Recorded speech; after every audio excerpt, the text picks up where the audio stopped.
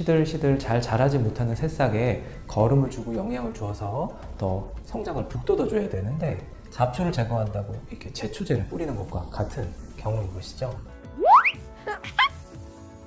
ADHD라고 진단을 받았는데 실제로는 ADHD가 아닌 아이들이 있습니다. 다른 병원이나 치료기관에서 ADHD 판정을 받고 온 아이들이 제법 있습니다. 그런데 그 아이들을 진단해보면 또래에 비해 언어나 인지가 약간 늦은 경계선 지능의 문제인데 ADHD로 진단을 받고 약물을 복용하고 있는 경우가 적지 않습니다. 하지만 경계선 지능의 아이들은 또래에 비해 언어나 인지 발달이 다소 늦어서 수업 내용을 이해하기가 어렵고 진도를 따라가기가 힘들다 보니 결과적으로 산만해지고 수업에 집중을 못하게 되는 것이죠.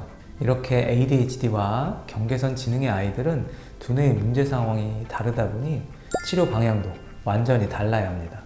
ADHD 아이들은 욕구 영역과 자기조절 영역의 균형 발달을 도와주어야 하고 경계선 지능의 아이들은 인지와 언어 발달 등 전반적 뇌 발달을 도와주어야 합니다. 그런데 가장 문제가 되는 경우는 경계선 지능 아이들이 ADHD로 진단을 받고서 약물을 복용하는 경우입니다.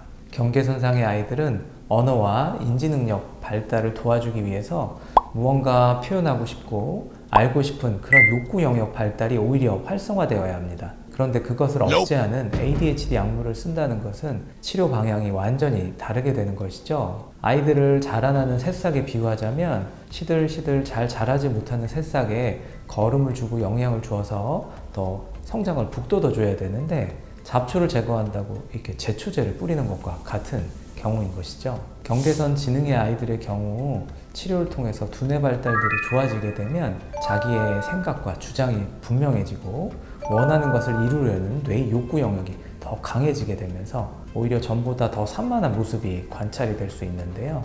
하지만 이 경우는 아이의 두뇌가 더 활성화되고 발달하고 있다는 기쁜 소식입니다. 만약 두뇌 발달 과정에 대한 이해가 없다면 아이의 두뇌가 활성화되고 있는 매우 긍정적인 과정을 오히려 전보다 아이가 더 산만해졌다는 부정적인 과정으로 잘못 판단해서 ADHD 약물을 사용하게 될 수 있겠죠.